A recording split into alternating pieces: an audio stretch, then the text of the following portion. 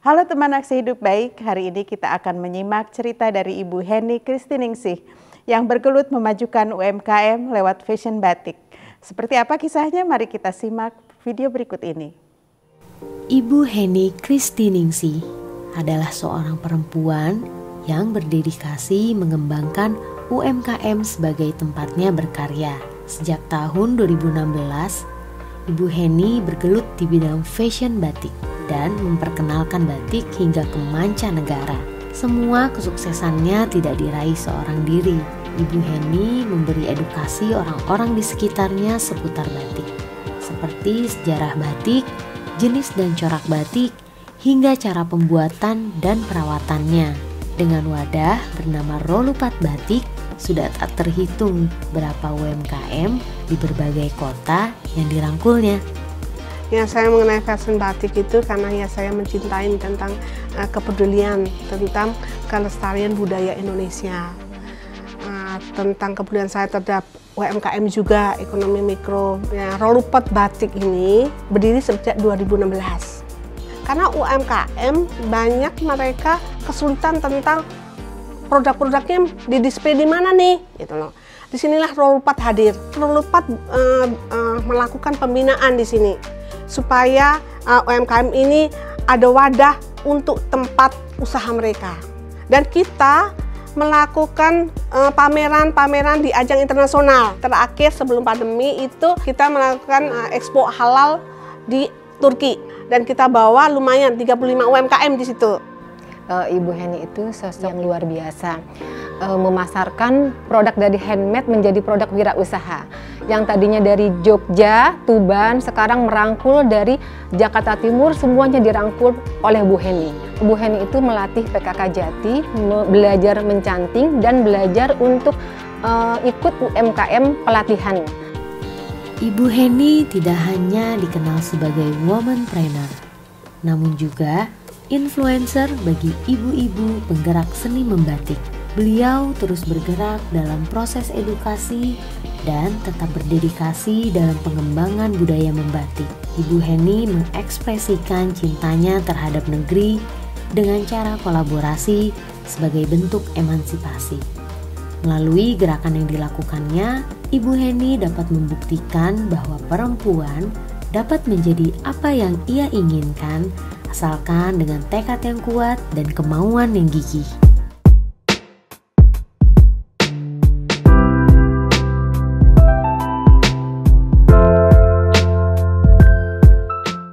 Ibu mulai beraktivitas batik itu gimana ceritanya, Bu? Saya ini pencinta tentang kebudayaan dan kelestarian kebudayaan Indonesia.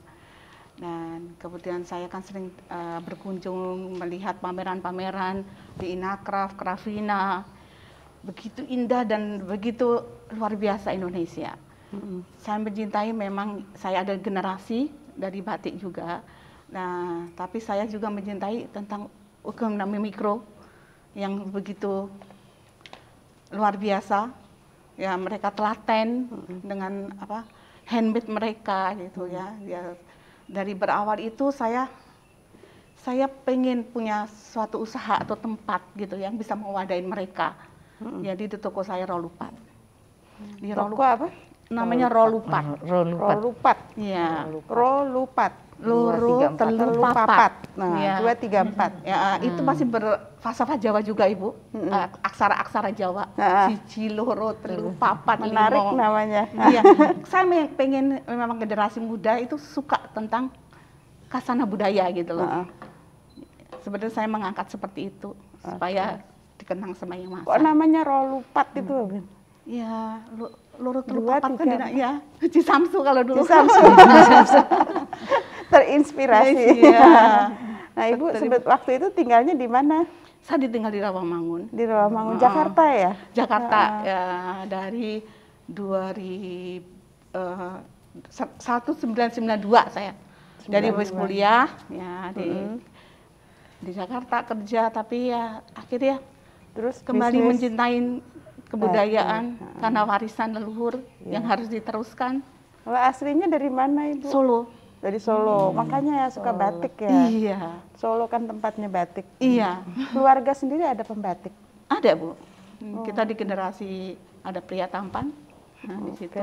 Nah, tapi karena pandemi, karena sembahyang masa agak redup, akhirnya saya sentuh dan saya pegang. Alhamdulillah saya bawa ke ajang internasional, ke pameran-pameran. Tahun 2018 saya di Handmade Korea. Produk saya lumayan disambut positif oleh mereka. Terus 2019 saya ada di Fashion Week Hong Kong. 2019 sebelum pandemi ada di Halal Expo Turki. Saya bawa semua produk-produk UMKM. Saya angkat mereka supaya mereka bisa diterima di kancah internasional. Masya Allah. Kalau yang ini bekerja di rumah Ibu siapa saja? Banyak ya Bu ya. Saya ada kurang lebih 75 orang yang semuanya ada. Saya kan ada pelatihan juga Ibu. Oh gitu. Kita nanti tanggal 12 itu ada sambil promosi juga nih ya. Ada acara Muri Menyanting bersama Ibu Wali Kota Jakarta Timur. Oke. Supaya visi misi kita Ibu Wali bahwa generasi muda mulai mencintai bisa canting. mencanting. Iya. Dan harapan kita ke pemerintah supaya ada kurikulum lah, masukkan kurikulum nyanting lah. Ya kan nggak semuanya bisa kuliah, nggak semuanya bisa ini, tapi ada sebagian juga dia mencintai canting. Ada syarat-syarat yang mau ikut pelatihan tuh Bu? Ada? Kagak Bu, saya gratis. Saya gratis. Saya kalau ada yang datang, Ibu boleh saya pengen nyanting, saya sudah buka kelas tapi gratis. Ibu ngajarin sendiri? Ada pengajar Bu.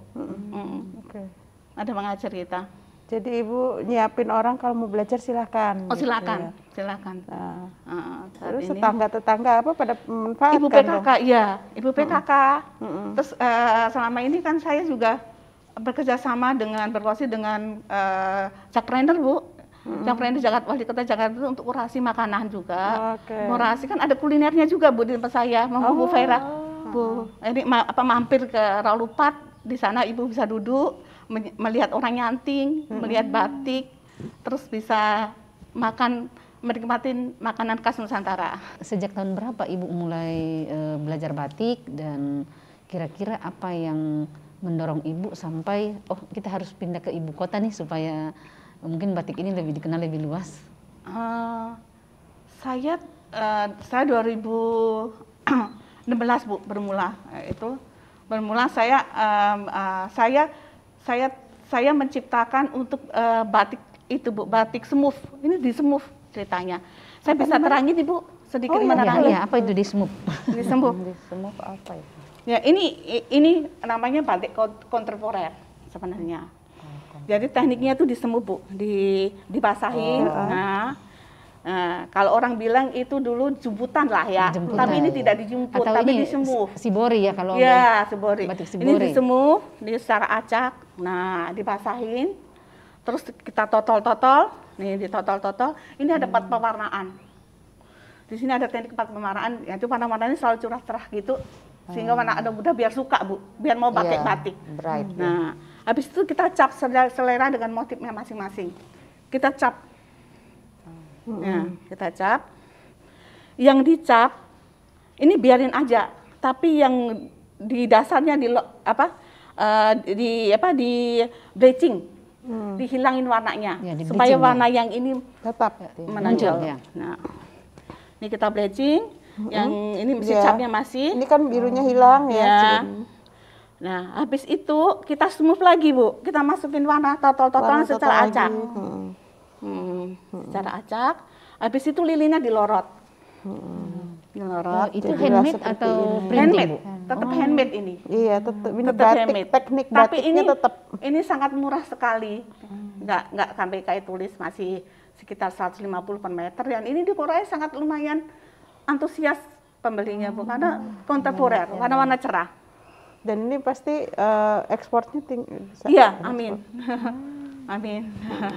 Oke. Amin. Itu Ini motif ikan, ya untuk baju-baju pantai, untuk baju-baju panas, ya, musim panas. Jadi tekniknya semua batik ini ya? Tetap cap batik. Bukan menyanting, ini cap kalau ini ya. Tapi nggak perlu keahlian skill yang terlalu tinggi. Tinggi. Jadi kalau ya kasih boru lah Bu, kalau itu kan di itu ini di smooth aja. Ibu ajarkan teknik ini juga ke warga. Iya. Banyak orang. Teknik tapi saya tidak di tempat saya. Jadi kalau iya ke Solo karena saya tempat ininya di Solo karena saya bawanya ke Solo. Ayo siapa mau bareng-bareng ke Solo gitu. Karena di situ nggak ada pewarnaan, nggak boleh harus ke pinggiran. Jakarta ada aturan soal. Iya aturannya. Iya saya bawa ke Solo. Nah saya inovasi dengan ini buat belanja-belanja. Dengan Ibu Heni boleh tanya, kan Ibu sangat concern dengan generasi muda ya. Gitu. Kalau menurut Ibu sejauh ini berapa persen dari generasi muda yang Ibu sasar dengan aktivitas Ibu yang kira-kira kemudian benar-benar tertarik untuk terjun atau mengangkat batik-batik ini, dan termasuk dengan tadi Ibu mengangkat masalah filosofinya gitu. Persentase pertanyaan kasar kita ya belum terlalu banyak ya.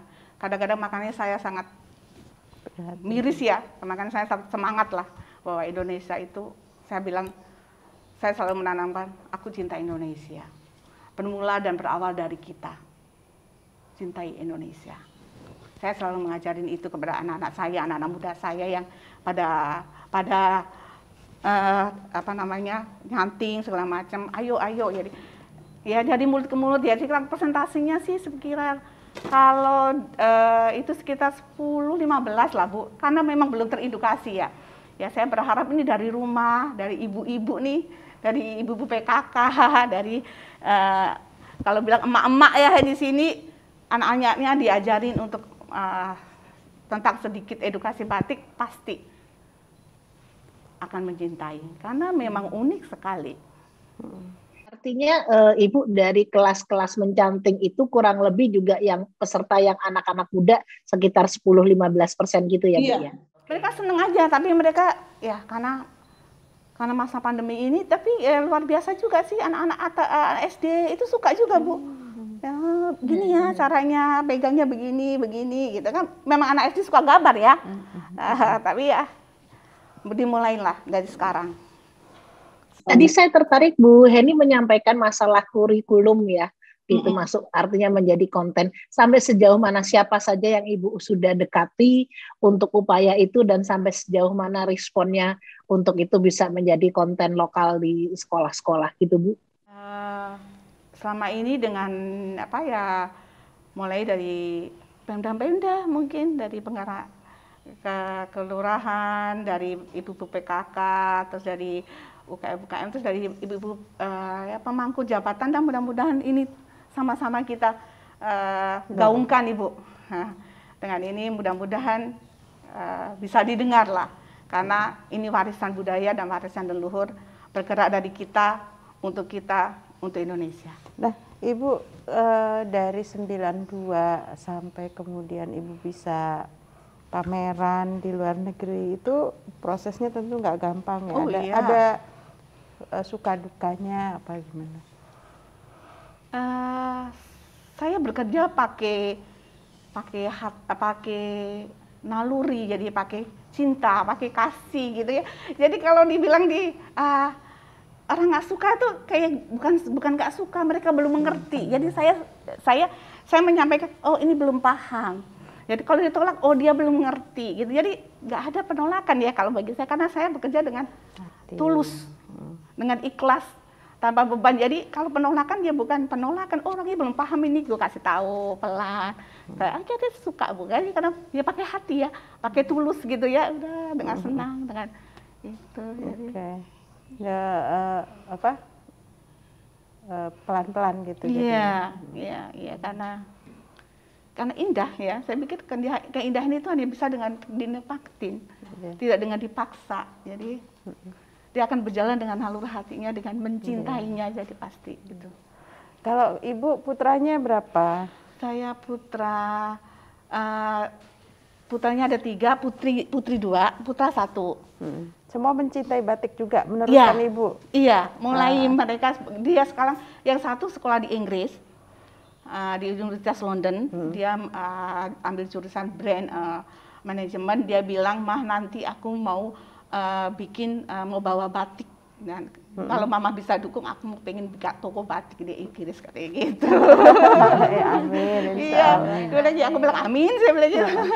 Jadi memang sebetulnya kalau mau anak mencintai batik harus hidup di lingkungan yang membatik gitu ya? Iya, ya dimulain dari kita edukasi mereka tentang kebudayaan kita, tentang kasanah budaya kita. Dan kalau anak-anak kita, ini loh makanan khas Indonesia, rawon kayak apa Mah gitu. Terus lama-lama, oh enak ya, oh soto kayak apa Mah, oh soto itu seperti ini, oh enak juga ya gitu. Jadi dari orang tua. dari setiap harian kita menyajikan makanan khas Indonesia. Berarti memang kuncinya kalau mau ngajarin batik ke anak muda itu melalui ibu-ibu dong ya? Iya, mulai berdua itu sudah mulai ya dilihat anak-anak muda itu kan instan ya Bu ya. Lihatnya oh keren ya gitu loh. Oh bagus ya gitu dengan warna-warna indah. Kan anak-anak muda kan kalau dikasih kita yang warna-warna sogan pasti nggak suka. Karena warna-warnanya tua, model-modelnya yang parang, pawung gitu kan. Kayak ini nih. Iya. Ya, warna-warnanya yang dibikin ini padahal parang. Ini parang jadi, Ibu, mendasi batik. Jadi warnanya cerah kan? Keluar nggak sogan, warna-warna sogan. Sebelum Ibu di Rawamangun ya, saya kan udah pernah berkunjung ke tempatnya Bu Heni. Sebelumnya di mana Bu sebelum bisa punya tempat sebesar itu? Saya awalnya ya pameran-pameran aja Bu. Pameran ikut Enakraf, jalan, duduk-duduk bareng dengan para UMKM. Terus dibilang kadang-kadang mereka, "Iya Bu, kita seneng nih bikin produksi ini, tapi daya belinya nih," kayak gitu. "Iya, ayo kita sama-sama bergandengan tangan untuk meningkatkan dari yang beli, terus meningkatkan kualitas produk supaya bisa diterima oleh market." Yang penting itu meningkatkan kualitas produknya. Ya. Rahasianya bisa dibawa ke luar negeri itu apa Bu? Harus kurasi Bu. Kalau luar negeri itu lihatnya kan indah ya. Tentang apa? Kita harus kalau saya kan biasanya emang saya ikut keanggotaan Inakraf Semesco, jadi ada berita kan pameran-pameran. Saya selalu mengajukan, saya minta untuk stand sendiri. Saya kan punya banyak UMKM di bawah saya. Saya awal dari 35, sekarang udah banyak, hampir 1000. Ditambah Jakarta Timur, tambah banyak. Jadi saya senang aja. Ayo ditingkatkan produk, your packing yang bagus, terus kualitas produknya ditingkatkan. Nah, berinovasi, selalu inovasi karena produk luar suka berinovasi. Seperti itu Bu. Jadi saya ada pelatihan juga. Kemudian saya rangkum orang-orang yang ahli di bidangnya untuk membantu UMKM untuk meningkatkan produknya. Tadi Ibu bilang ada UMKM di bawah saya, itu maksudnya apa, binaan? Iya, binaan. Apa binaan? Ada berapa Bu? Sekarang ada dulu awalnya 35, tapi sekarang udah banyak Bu, bisa sampai ratusan ya. Okay. Di itu toko saya semua Bu. Itu maksudnya gimana Bu? Saya taruh dari gini, UKM yang produk kualitasnya bagus, yang korelasi boleh menaruh tempat display tempat saya. Oh, ya. Oke. Ya. Gratis tanpa dipungut biaya. Okay. Tapi kadang-kadang saya yang kualitasnya bagus saya jual putus supaya roda perekonomian bergerak. Oke. Gitu. Jadi saya jual putus, Ya, saya taruh di. Buat mereka penting sekali tuh beli putus ya. Iya. Karena mereka memang benar Bu. UKM itu yang penting bisa ada produksi. Yang beli produknya. Ada yang beli sehingga ekonomi mereka berjalan baik. Nah, selama ini saya melakukan itu. Nah, itu nggak beresiko ya Bu ya? Beli putus? Enggak. Saya bilang ya berkat Tuhan, anugerah jalan. Ada aja yang beli ya. Bu Heni, ini apa sih rencana ke depan Ibu yang masih belum tercapai saat ini? Rencananya saya kepengen UKM kita ini yang masa pandemi ini yang banyak lah ya pada yang menyerah. Duh, ini kita mending kerja di pabrik dong, ini. Saya bilang gitu. Kalau bilang jangan putus, jangan menyerah, bahwa masa depan kita masih panjang, bikin karya-karya di setiap waktu, pasti akan ada hasilnya. Dan ke depan saya kepingin tetap membawa UKM ke internasional, Bu. Ya, saya pengen juga bahwa mereka juga ke pameran-pameran, meningkatkan dengan bikin kelas untuk meningkatkan produk, tentang packing, edukasi packing, tentang mencintai produknya, tentang menjaga kualitasnya. Itu yang saya Rollpad tampung. Jadi Rollpad selalu buat kelas-kelas lah, Bu, untuk mengedukasi itu. Ibu, kalau tadi kan Ibu menyebutkan bahwa salah satu yang membuat bisnis Ibu bisa berkembang hingga saat ini itu adalah kemampuan melihat pasar. Ada tips atau triksnya nggak, Bu, yang bisa di-share terkait dengan cara melihat selera pasar itu? Karena kadang-kadang kan tidak mudah ya, Bu, ya, mengajarkan mengenai selera pasar, karena itu juga terkait dengan jam terbang, dengan wawasan. Bagaimana pendekatan Ibu selama ini di dalam mengajar juga untuk mengajari mereka melihat peluang pasar atau melihat selera pasar itu sendiri? Saya selalu kan sekarang teknologi sangat luar biasa, Bu. Saya berharap mereka selalu buka untuk desain-desain, model-model lewat Google, lewat media sosial yang bisa di-share oleh mereka, dan saya selalu menekankan produknya dia. Selalu saya kasih contoh ke mereka. Ini misalnya kita makanan, ini makanan kamu, ini makanan ini. Menurut kamu bagaimana? Enak mana? Ini atau ini? Enak ini, Bu. Kamu pengen nggak seperti ini? Saya bilang, ayo kita bareng-bareng, kita belajar bareng lewat Rollpad. Kita bikin sesuatu yang baik sehingga pasarnya bisa diterima di pasar gitu. Jadi langsung dibandingkan Iya, selalu membandingkan.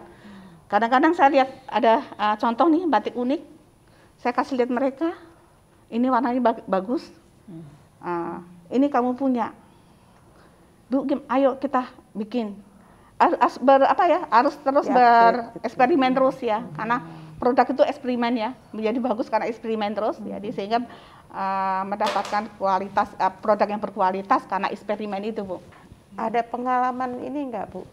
Misalnya tadi ada salah satunya beli putus, apa itu kan sebuah keputusan yang buat UMKM itu kan menyenangkan lah gitu ya, artinya ada orang mau membeli produknya atau kemudian diajari supaya barangnya lebih bagus dan bisa dibeli pasar. Ada pengalaman yang berkesan nggak dari UMKM yang Ibu bina? Ada, Ibu, yaitu itu saya ada di Tuban, namanya Bu Anik. Ibu pasti Ibu lah tuh kenal, dia ada di pesisir sana sama Pamakasan. Ya, dia tuh vakum aja. Warna-warna yang dia bikin hitam, coklat, ini saya gemes gitu. Saya gemes gitu. Saya bilang, saya bawa punyanya si Iwan Tirta yang ada di toko. Yang warnanya bagus. Terus saya bawa koleksi-koleksi Ibu ada salah satu tempatnya Budi Gunawan lah. Saya bawa. Lihat deh, bagus nggak warna ini? Iya bagus, Bu. Ayo, jangan seperti ini. Ayo kita bikin warnanya menjadi hijau, tapi hijaunya nggak hijaunya agak hijau yang diterima di pasar. Hijaunya kan hijau yang bukan hijau ya. Dengan ini dari daun apa katanya bilang gitu kan. Ayo kita sama-sama. Saya bawa ahlinya juga. Ya, akhirnya kita bereksperimen. Akhirnya kita ketemu warna hijau daun gitu, Bu, tapi nggak terlalu itu agak sedikit warnanya mateng hijaunya. Terus dia bikin kan modelnya dia kan pesisir itu kan banyak karang-karangnya. Nah, kalau dibikin kayak hijau kan jadi kayak hijau kayak ada laut pas warna apa gitu kan. Jadi bagus, waktu itu sangat laku sekali, Bu. Tapi saya nggak bawa produknya, kemudian ke sold out, jadi nanti saya bawa produknya ke Ibu. Jadi Ibu mengajarkan orang untuk meraih keberhasilan Iya, Ibu ya, berinovasi. dengan eksperimen, dengan bareng-bareng, melihat barang iya. lain dibandingkan. Iya. Oke Ibu, dan itu berhasil. Ya, lumayan sih Masya laku lah kalau mereka bilang UMKM kan sederhana Bu. Bagi dia kalau 100 itu luar biasa. Iya. Luar biasa dia seneng. Kalau laku sampai 100 sih kalau bilang wah luar biasa dia. Iya, itu keberhasilan. Iya, gitu ya. keberhasilan. Jadi ada udah berapa banyak yang berhasil? Kalau banyak dan Lalu tidaknya. apa ini yang Ibu rasa, apa manfaatnya untuk Ibu? Manfaat saya senang melihat orang itu tersenyum, melihat orang senang kalau produknya laku.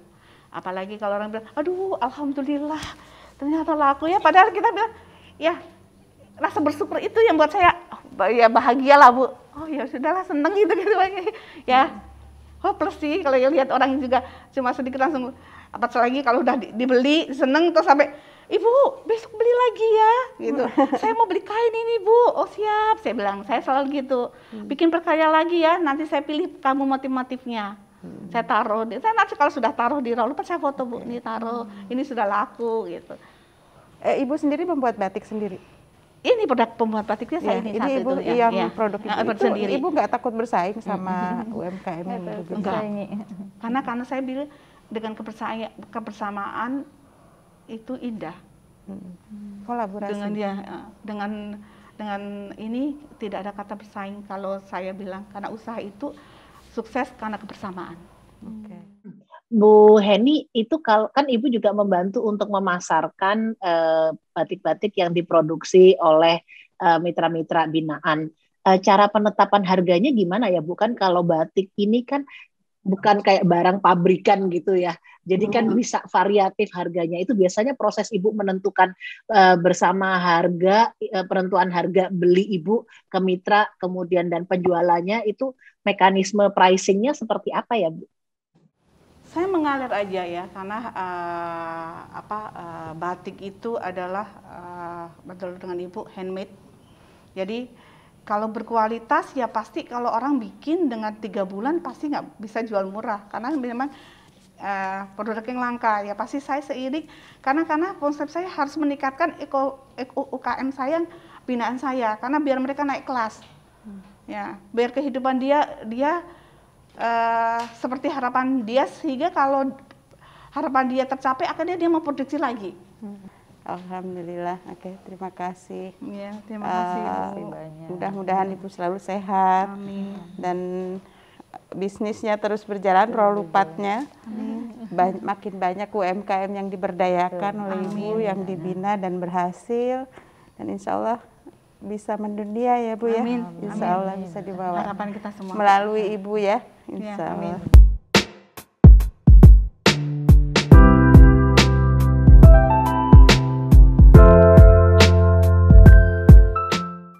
Teman Aksi Hidup Baik, dari cerita Ibu Heni tadi kita belajar tentang arti kebahagiaan lewat kesuksesan membangun usaha bersama.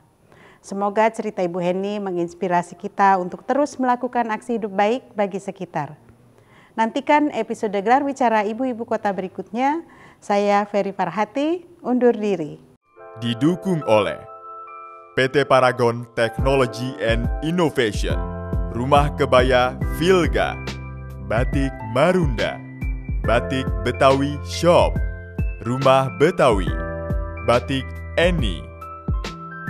Media pendukung 90,4 Cosmopolitan FM, Taai TV, Dream.co.id, Femina, Indonesian Times, 89,6 FM iRadio, Jak TV, Her World, Media Indonesia, Scarf Media, Tribunnews.com, 106,6 FM V Radio, Why People Radio, Women's Obsession, Celebrities.id, Okezon.com.